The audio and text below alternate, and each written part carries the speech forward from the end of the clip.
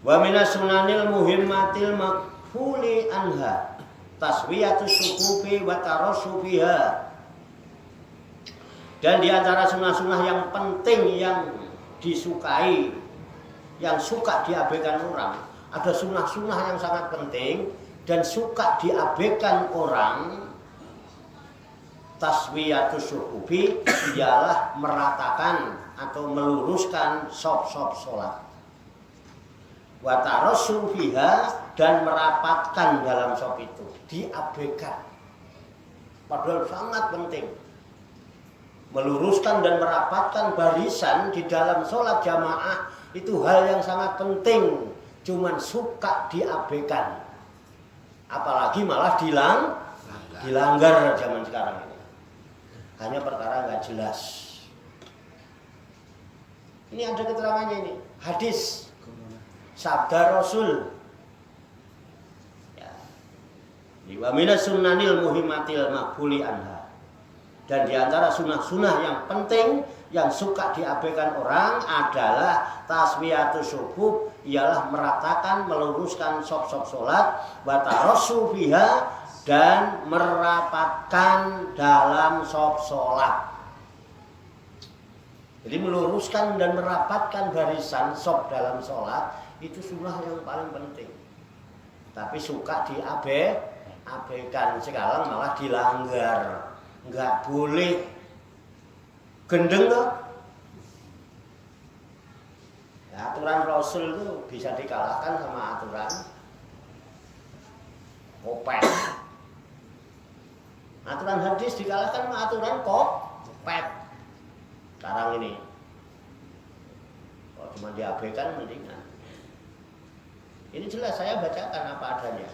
Nah, waqad kana alaihi salam, dan telah ada Nabi kita Muhammad sallallahu alaihi wasallam yatawalla fi'la dzalika, menangani pekerjaan itu binafsihi, dengan dirinya sendiri. Masih menangani pekerjaan itu. Dengan meluruskan dan merapatkan barisan itu. Nabi Muhammad menangani pekerjaan, meluruskan dan merapatkan barisan itu sangat ditangani oleh Nabi.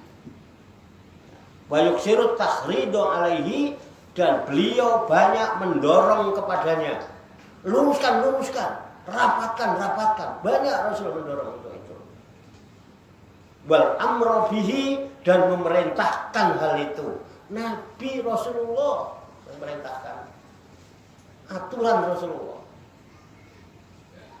Apa ada zaman sekarang yang lebih hebat dari Rasulullah? Ada enggak? Ada. Kok kita nurut? Coba, dulu zaman enggak ada. Alasan apapun. Dulu zaman saya kecil, anak-anak itu ya udah SD, udah bisa main layangan. Itu ada musim gudik, wabah gudik. Sehingga sekeluarga itu kena gudik, semua ketularan gudik sekeluarga, tonggo ketularan gudik, semua orang dulu kulitnya pada meling-meling karena apa? Diolesin mauni, digerus pakai minyak kelapa. Itu sholat rapet, lurus, tenang Mbak. Ya, saya cerita diri saya. Zaman musim gudik, nggak tahu yang seusia saya mesti menggelar kada. Mbah Min seusia saya lebih tua, Mbak. Mengalami itu enggak, Mbak? Mengalami. Malah lebih gede dari saya usia Mbah Min waktu itu. Mbah Min ya gudikan enggak? Gudikan, Pak. Orang gudikan gini. Nanaya yang pelentung itu, Pak. Ijo-ijo itu. Semua itu bau mauni, bau apa? Salep. Rapet sholat, enggak ditutup apa. Zaman dulu boro-boro nganggo baju koko, baju koko itu model lembang, baju koko keren-keren. Zaman biyen nganggo kaos oblong wis apik sholat itu. Saya itu pakai baju paling koplin, Pak. Koplin aja udah. Koplin udah keren ya, Mbak. Mori, Mbak. CP, ono tetron, ono pamatek. Tenan, Pak, itu fakta, Pak. Makanya saya jadi bingung, prihatin, mumet saya ngerasa zaman sekarang ini. aturan ibadah kok bisa diatur sama Kopet ini. Ini kan jelas hadisnya jelas. Nah, buat apa ngaji, belajar agama, belajar apa? Kalau ujung-ujungnya juga dilanggar-langgar juga. Ini umat kita itu siapa panutan kita yang benar? Gak mungkin ya, gak ngerti hadis ini hadis Pak. Sabda Nabi Pak. Memprihatin Pak, ngenes. Ngerasake ngenes. Lho masjid-masjid di selentang-selentang, masih kaya kotak-kotak catur pada yang aduh ya Allah. Ini upaya apa ini sebenarnya?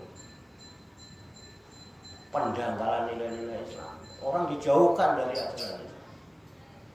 Udah akidah rusak, lebih takut sama Kopet daripada sama Allah. Syariat diacak-acak, akhlak bejat. Di mana-mana juga namanya anak itu silaturahmi sowan dengan orang-orang tua. Ini nggak boleh. Jenenge murid ke sowan silaturahmi ke guru, nggak boleh online. Wah coba. Iya nek ono pakete. Arep tuku paketan ra iso kerja di PHK.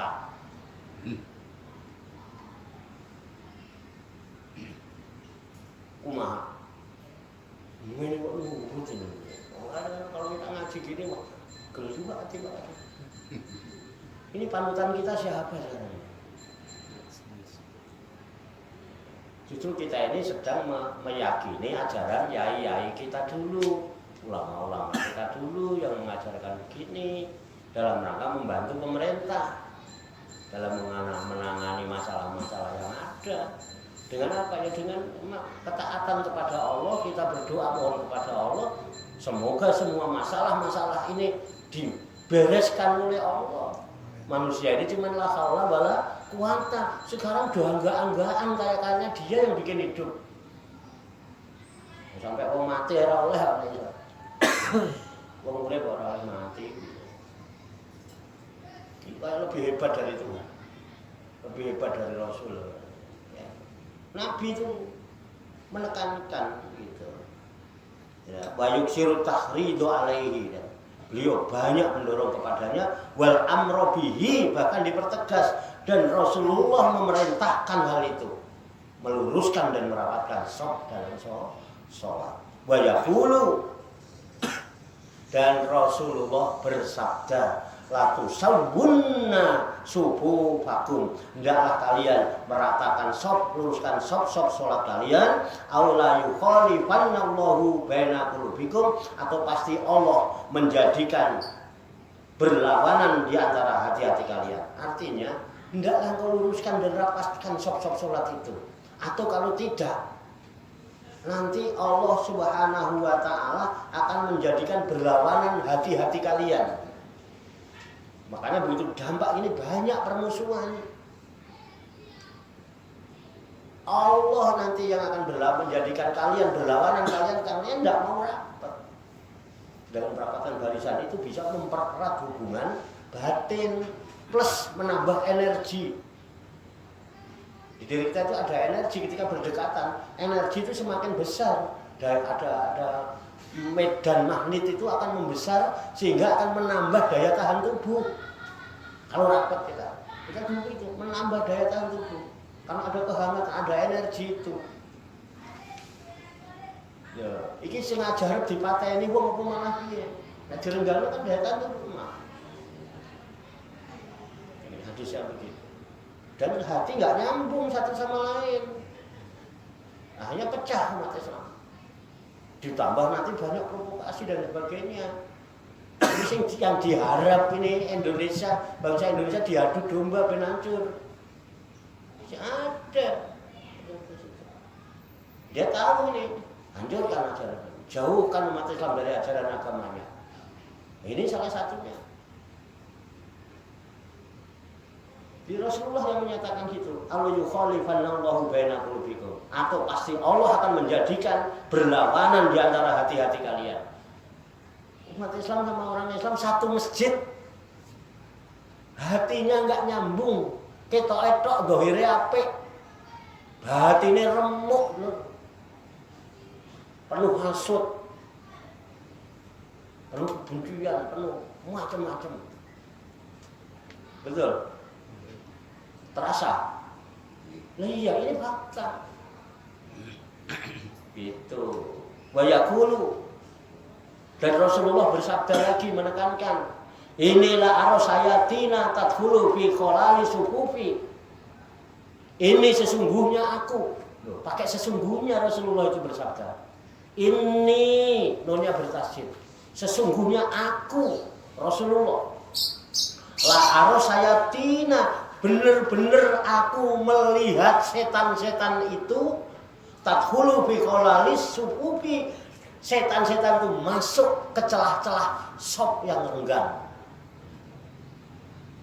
Tadkhulu fi kholali sufufi, masuk ke dalam sela-sela sop-sop sholat. Jadi sholat itu kalau sopnya ada selah, yang masuk setan. Loh, beda masjid itu. Terus sholat jamaah sopnya direnggangin, kira-kira yang ngisi siapa? Setan semua. Akan memperbanyak setan masuk di sela-sela itu. Ini sabda Rasul. Daerah percaya kok cuma dewi. Sama nyimak itu. Disimak ya. Nah, iya. Nah, ini ngaji kalau ada referensinya kan enak, bukan katanya. Nah, kita ini jadi korban katanya.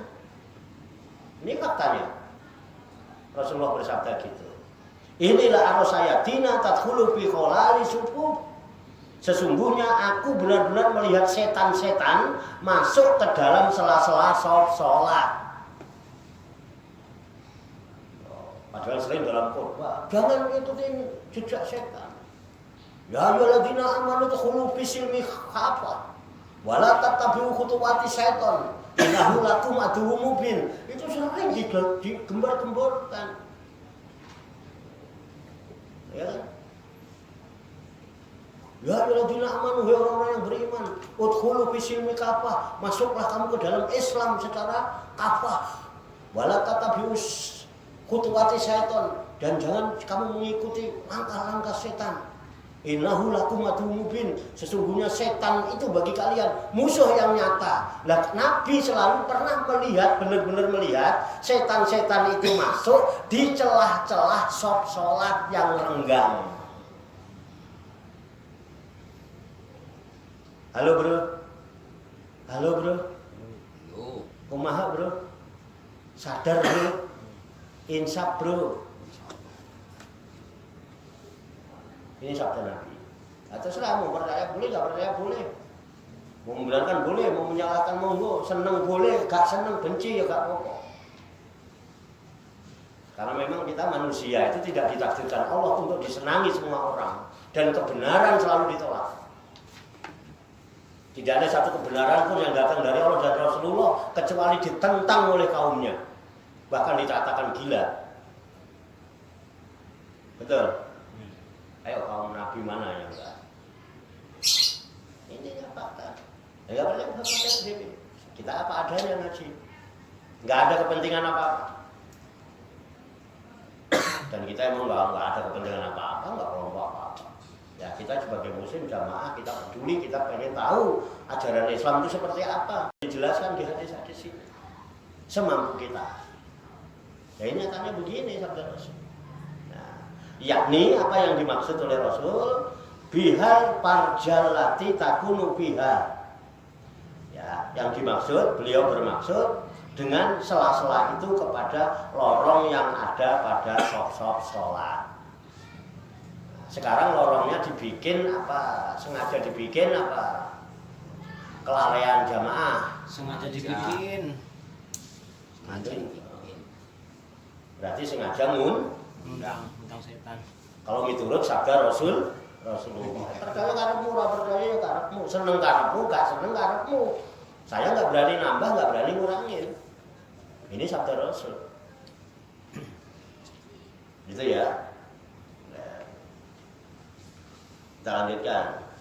Fayustahabbul ilsaqul manakibi bil manakibi ma'at taswiyati bi kaisu la yakunu akadun muttaqaddiman ala ahadin wala mutaakhiron anhu. Ayustahabu, maka disunahkan pula ilsaqul manakibi, merapatkan pundak-pundak orang yang sedang sholat berjamaah. Rapat itu standarnya pundak sama pundak rapat. Rapat. Pundak sama pundak plek gitu. Pundak saya di sini nempel pundak sebelah. Itu batasan rapat. Sekarang sholat begitu atau enggak? Terus yang berhak mengatur urusan sholat siapa? Kan sudah ada syarat wajib, ada syarat sah, ada rukun. Udah sempurna Rasulullah itu. Harus tambah-tambahin. Jadi pundak-pundak orang yang sedang sholat berjamaah bil manakibi dengan pundak-pundak yang lainnya. Pundak kita rapat dengan pundak sebelah kita yang ada di kanan itu yang dimaksud untuk merapatkan pundak itu, meluruskan dan merapatkan itu. Pundaknya ini standarnya. Ada dibikin lorong apa bisa? Nah ini ya, ma'at tasbiyati serta merapatkan sopnya, pundaknya diluruskan serta rapat. Padahal sebetulnya sekarang dibikin jarak juga nggak ada bedanya. Karena ketika ruku dan sujud tetap aja rapat. Yang dijarakin ke kanan kiri apa ke belakang? Kanan kiri. Belakangnya enggak kan? Nah, waktu orang ini ruku, rapat nggak? Rapat. Lah iya. Apa alasannya? Renggang kanan kirinya ketika ruku. Ketika sujud, rapat. Halo bro, orang mikir ya kamu akal-akalan tok ini. Nah kita bicara gini kan kita sudah membuktikan. Ini loh bro, ini mau dibawa kemana kita ini? Oleh pemimpin-pemimpin kita lama. Coba deh sampai rukuk ini. Ini dikasih jarak setengah meter, 1 meter, setengah meter. Nah, ketika ke belakangnya kan nggak ada, sama aja. Saja. Ketika ini ruko, kan sampai juga ruko. Pantat sama kepala deket atau enggak? Ketika sujud? Lah iya. Malah kadang-kadang kopiah jatuh karena kesenggol yang depan kok. Halo bro. Nyadar apa ora sih? Makanya salam seger waras selamat wilujeng rahayu lir sambika. Itu mata swiyati. Bikaisu layakul ahadun. Nah, sekiranya tidak ada seorang pun yang terdepan atas orang yang lain, jadi pas. Itu walau akhiron dan tidak ada pula yang terbelakang dari ya lainnya teratur lah. Wadzalika huwa sunnatu. Maka yang demikian itu adalah sunnah. Wa yata'aqqadul iktina'u bidzalika. Dan menjadi kuat memperhatikan dengan meratakan dan meluruskan sop-sop itu wal amru bihi dan memerintahkannya minal a'immati dari para imam. Maka hal itu merapatkan dan meluruskan barisan bagi para imam-imam itu harus memperhatikan dan memerintahkan hal itu. Sehingga imam Rasulullah kalau mau sholat ngadep ke jamaah sawu suku vakum sebelum rata, sebelum rapat, belum sholat. Karena para imam harus memperhatikan dan memerintahkan hal itu. Minal a'immati dari para imam. Wahum bihi aula. Dan mereka itu lebih utama memperhatikannya min ghairihim daripada yang lainnya minal muslimin dari kaum muslimin. Dan imam-imam itu yang lebih utama untuk memperhatikan dan memerintahkan untuk meluruskan dan merapatkan shaf daripada makmum, daripada yang lainnya. Imamnya yang harus lebih memperhatikan, bukan malah melarang, menyuruh merapatkan dan meluruskan. Sawu sufu fakum fa inna tasbiyata sufufi min tamamis shalah. Wa fi riwayatil ukhra sawu sufu fakum fa inna tasbiyata sufufi min iqamatis shalah. Itu yang harus dilakukan oleh para imam. Yang utama dia, bukan makmumnya yang itu, imamnya yang memperhatikan dan memerintahkan. Halo bro. Nah, sekarang yang nyuruh menunggangi siapa? Pimpinan masjidnya kan? Ini kira-kira ini bertentangan nggak sama Rasulullah? Oh, Rasulullah yang memerintahkan. Nah, fa'inahum aqwanun alal birri wa taqwa, karena bahwasanya mereka itu orang-orang yang menolong kepada kebaikan dan takwa. Takwa itu melaksanakan segala perintah Allah yang enak maupun yang enggak enak, dan menjauhi segala larangannya Allah, baik yang enak maupun yang enggak enak. Enak enggak enak, bukan apapun. Nabi Ibrahim itu enggak enak itu. Diperintahnya beli anak itu enak enggak? Karena perintah Allah. Jalani. Itulah bentuk keislaman. Taslim, berserah diri kepada Allah. Bukan hanya hartanya yang diserahkan. Waktu belum punya anak, dia punya kambing, punya domba, punya unta. Tiap hari bisa dipotong, bisa 100 ekor untuk bersedekah, disedekahkan untuk ngajak makan orang banyak. Bahkan pernah benar, jangankan cuma 100 ekor unta. Seandainya aku punya anak, diperintah Allah untuk serahkan, saya serahkan anak saya. Benar, begitu dikasih anak, ditagih nadarnya. Kalau begitu, sembelih anakmu Ismail. Itu melalui mimpi. Disembelih Ismail itu. Dan yang disembelih Nabi Ibrahim adalah Nabi Ismail. Bukan domba, bukan kibas. Karena bentuk kepasrahan, ketasliman, keislaman Nabi Ibrahim dan Ismail, antara ayah dan anak termasuk istrinya, Allah memberikan anugerah berupa kibas yang besar dari surga. Satu riwayat dikatakan itu adalah korbannya Habil atau Qabil yang diterima Allah untuk korban. Besok ini kita ritualnya akan dilaksanakan oleh kaum muslimin. Itu mimpi yang diyakini sebagai perintah Allah. Loh, itu aja dilakukan kok sama Nabi Ibrahim, itu Abul Anbiya. Cara berjalan dari mulai Nabi Ibrahim. Apalagi ini cuma suruh merapatkan dan meluruskan sok. Apa beratnya sih? Ibrahim itu rela anaknya mati dan harus disembelih sendiri. Loh, kita ini nggak ada yang nyembelih, nggak ada apa, cuma suruh merapatkan dan meluruskan. Kalaupun harus mati gara-gara meluruskan dan merapatkan sok, mati syahid Pak. Halo, mati dalam keadaan sholat berjamaah enak nggak? Terus nanti kalau orang takziah ceritanya pantas nggak? Pantas bro. Halo. Halo bro. Wah ini kalau buat khotbah Idul Adha soal apa itu nah? Ini. Lalu kita ini namanya tafakur, kita merenung. Takwa. Jadi memerintahkan orang meluruskan dan merapatkan barisan itu termasuk menolong.